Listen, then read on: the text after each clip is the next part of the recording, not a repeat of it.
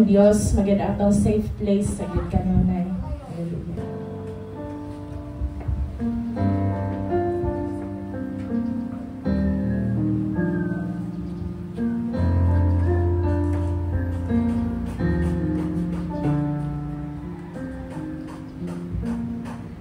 Sa iyong biyaya, ako ay namamangha.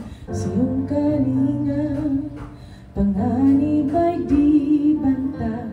Sa pag-ibig mo, palaging ligtas ang puso.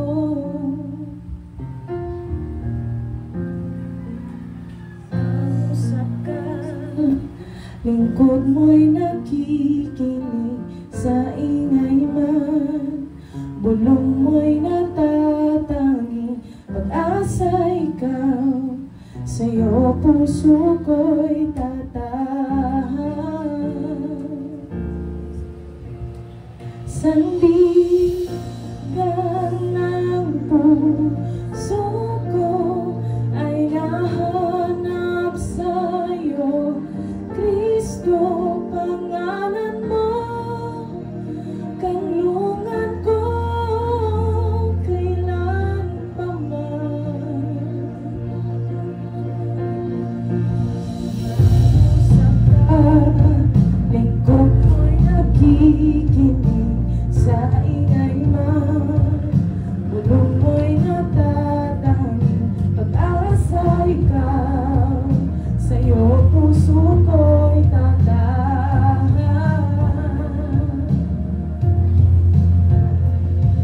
Sandigan ng puso ko ay nahanap sa'yo, Kristo, pangalan mo. Kanlungan ko, sandigan ng puso ko ay nahanap sa'yo, Kristo, pangalan mo. Kanlungan ko kailan pa man.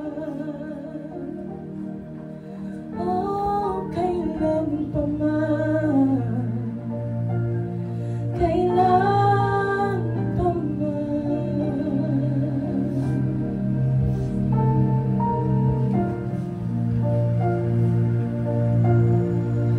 Kailan may dilalayo, ikaw ang kaligtasan ko.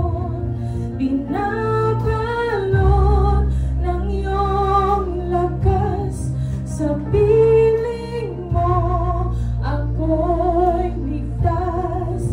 Kailan may dilalayo, ikaw ang kaligtasan ko. Binabalot ng iyong lakas, sa piling mo ako'y ligtas. Sandigan ng puso ko ay nahanap sa'yo, Kristo, pangalan mo. Kanlungan ko kailan pa man. Thank you, Jesus. Amen. Salamat sa mensahe sa awit. Oh, and this time, mga igsoon, let us prepare our hearts, our ears, and our minds to hear the word of the Lord nga pagadadon sa iyang alagad, Pastor Annalie Boyles. Nang palakpakan natong buhay nga Dios, mga igsoon.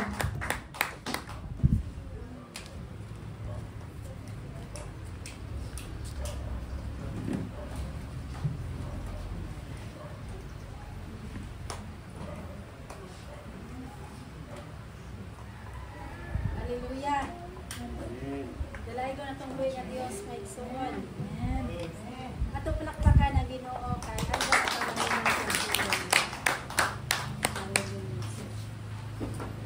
may igsoon. Kamusta ang ako ang tibok simana? Kamusta atong tibok simana, may igsoon? Nagdaos. Ato kay ni balingon sunod yung carpet kay nagmuguri.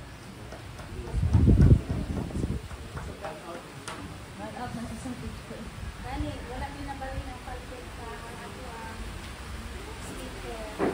At least sa lantaw.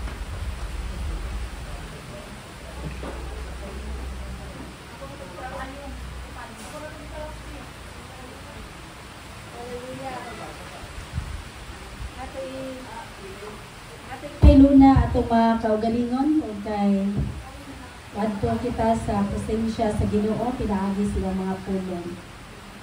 Maigsoon isa makataas ang inyong connection diha sa Ginoo. Taas na bagyapon atong connection sa Ginoo. Wala ba'y palong-palong? Wala ba'y palong-palong atong connection sa atong buhay nga Dios? Wala ba lubat? Maka-direct ba yun ang atong connection kanunay sa Ginoo? Maigsuon atong hinumduman ang kinabuhi sa tawo karong panahon na nakasandig diri. Tanang tawo na ingani. Diba? Tanan, bisang bata, naingani, maagulang, naingani, maigsuon. So, ato inumduman, unsa ang paggamit nato ani? Isa ba nato ni? Unsay purpose ani ron nito nga kalibutan? Ha? Aron ka maka-communicate sa imuhang maigsuon, pamilya, sa imong mga minahal sa kinabuhi ato sa layo, maigsuon. Apa na ito hinumduman? Na bisan unsa pa na ang imuhang gigunitan in ani. Panahon nga malubat, makakommunicate pa tayo pa kaniya? Dili na. Panahon nga wala kay signal, makakommunicate ka? Dili, gyud. Right, so on. Sa panahon nga ang imuhang i-communicate, wala po siya signal, dili gyapon makakonect. Right, so on. Amaw na atong hinumduman. Nga bisan unsa pa na kamahal, unsa pa na kanindot, still. Kung wala na siya'y laman, wala na siya'y battery, you cannot communicate. Pero kasagaran, panahon karon, naka-Google ang kinabuhi sa tao dinig dakita. Tinuod na kini useful. Apan, mauusab kini ang hinungdan nga wala na kay communication sa Ginoo. Mauusab kini ang hinungdan nga ikaw wala na puno ang imong kupa. Mauusab kini ang hinungdan nga anong disiplinaon ka sa Ginoo. Unsa man ang pagdisiplina sa Ginoo? Dunay mga pag-remind nato, mga sakit-sakit, mga disgrasya. Why? Tungod kay si Lord nakakita kung unsa nato gigamit ang panahon para ba kaniya o para ning kalibutan. Tungod kay naka-use ta ani, usay mayon ta nga mo relax lang ko, pauslas ako ani, relax lang ko. Ang atong relax instead 5 minutes ra dahil mo nang 5 ka oras. Hinumdumi na mga igsuon. Hinumdumi o hinumdumi jud na pag-ayo. Nagtawa ra gud na sitwasyon sa imong panimalay, ang tawo nga naga-use ni ani tutoki pag-ayo, kung pila siya ka oras makahatag og panahon ni ana. Diha nimo mailhan kung unsa kataas yang connection ng kalibutan. Apan iyang connection sa Ginoo, pertirang gamay. Ya karon, panahon sa mga pagsulay, panahon sa disiplina, mo reklamo ta. Panahon nga doon natin pangayoon, maghuwag ta, kay wala nato nabatunan.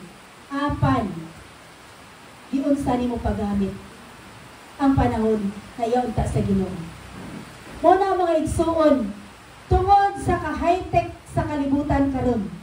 Naanat ta sa 5G, di ba? Nanindot na kayo, asa man na nagsugod una? Sa IG, katong napay antina-antina. Sunod ka atong Nokia, kaduha. Sunod ako atong imora pinduton, di pa makita imong nawong. Sunod, makita natong nawong. Mungkin sa atong kaistorya, makita na.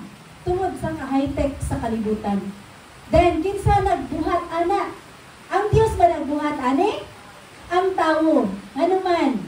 Tungod kay ang kaaway ni Ari aron sa pagpatay, sa pagkawat o sa pag-destroy. Iya gi-destroy imong relasyon sa Ginoo.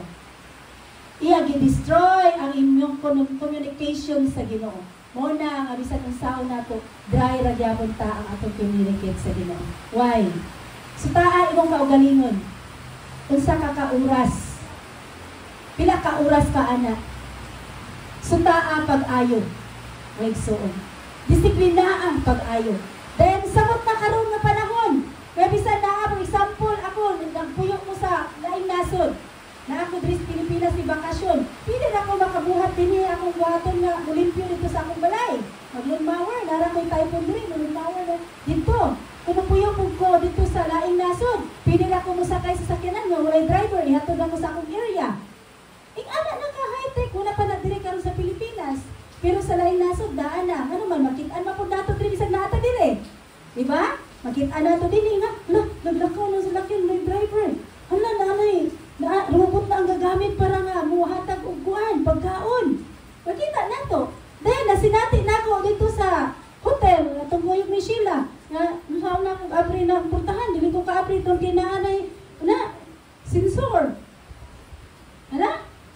Oh, ana rin naman ito. Yan, sige. Saan yun? Yun yung apre. Subay ka, nasa Sheila nga. Kailangan kinalan, maibutan nito. Ana na. Maigsuon. So, karon sa atong kinabuhi. Unsa man ang ngayan atong pagkabuhaton. Tun kay mao man na ang gusto sa kaaway. Ang pinakaluoy ani mga igsuon kaning kinalasan natong mga bata karon.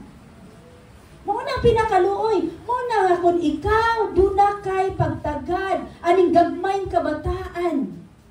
Hinumdumi ug hatagig higayon. Mo na gani nga ginasulti din na 5 to 12 dapat wala ana. Pero gibaliwala nato.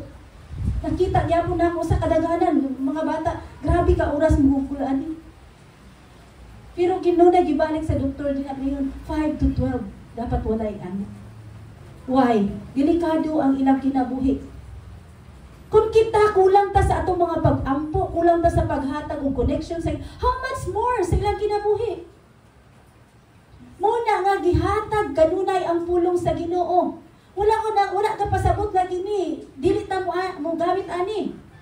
Pasabot mo gamit ta ani para sa kaymayaan sa Ginoo. Pili ka ana, nindot kaayo. Apan kanunay na siya nagkanta dinha. Nagbasa ka sa pulong sa Ginoo na dinha. Apan kung wala na nimo gihatag ya, mauna patay sa imong relasyon sa Ginoo. Ano? Una sa tanan, tungod ani mahimo kang tapulan.